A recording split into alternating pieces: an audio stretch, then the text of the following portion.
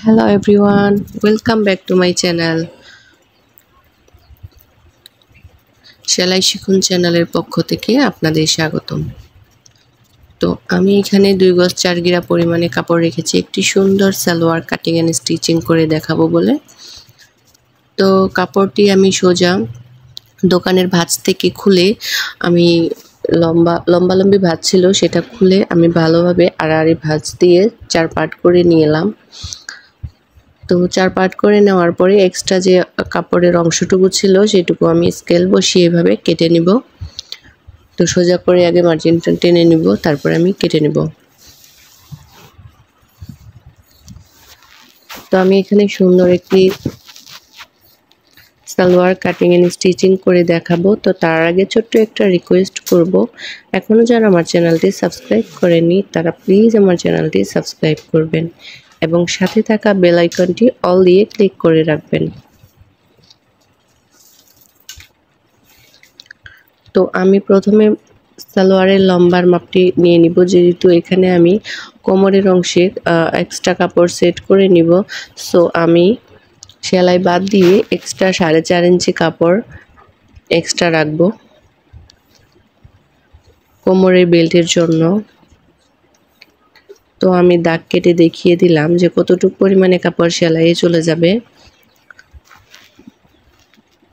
তো এখানে 37 ইঞ্চি লম্বা নেব।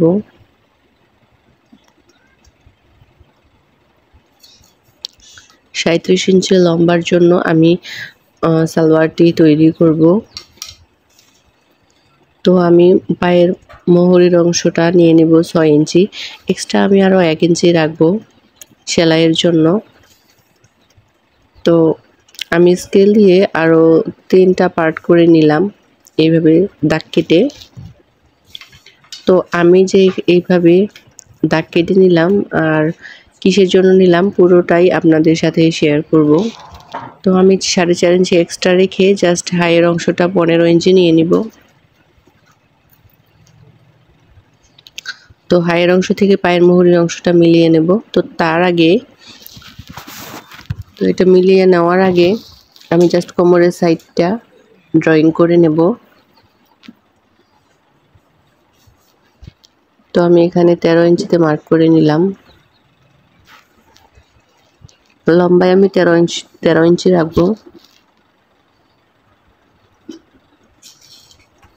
এভাবে 13 ইঞ্চিতে মার্ক করে নিলাম এবং চওড়ায় আমি 7 ইঞ্চি নেব বা 6.5 ইঞ্চি।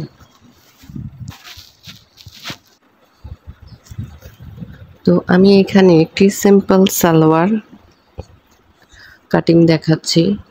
তো আপনারা যারা নতুন তাদেরকে বলছি, আপনারা ভিডিওটি একটুও স্কিপ করবেন না। আপনারা স্কিপ না করে পুরো ভিডিওটি দেখবেন, তাহলে বুঝতে পারবেন এবং শিখতে পারবেন।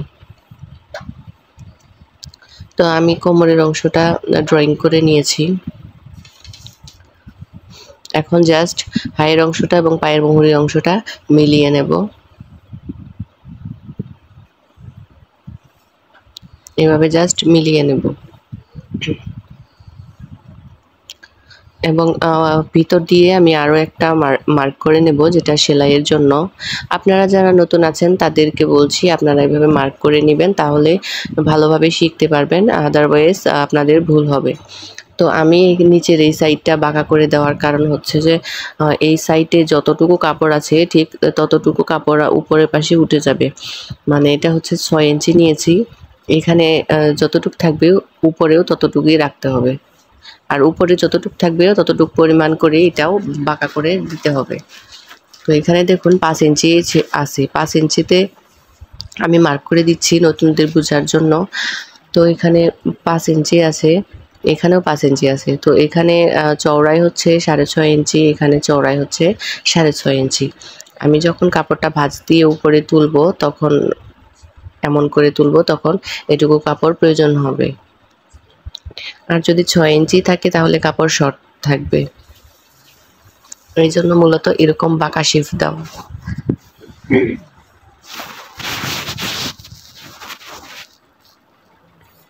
তো এখন ড্রয়িং অনুযায়ী আমি কেটে নিব।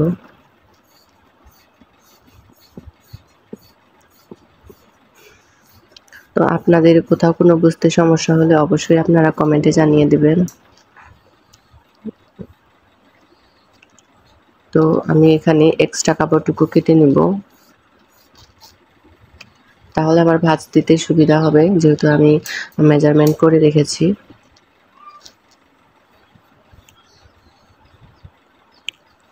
তো হয়ে গেল আমার সালোয়ার কাটিং। আমি এখন কোমরের সাইডটা কেটে নেব। কোমরে যে পট্টিটা থাকে সেই পট্টিটা আপনারা চাইলে এখানে 5 ইঞ্চি টেকাতে পারেন, আবার চাইলে 4 4.5 ইঞ্চিও টেকাতে পারেন। এটা হচ্ছে কাপড়ের উপর ডিপেন্ড করে। তো আমি কেটে নিচ্ছি।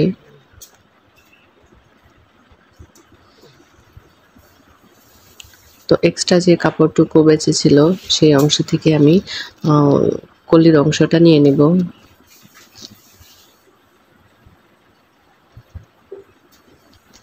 তো এভাবে 2টা ভাঁজ দিয়ে জাস্ট এখন 4 পাট করে নিলাম। 4 পাট করে নেওয়ার পরে জাস্ট একটা এরকম স্কেল দিয়ে কোনা করে নিতে হবে।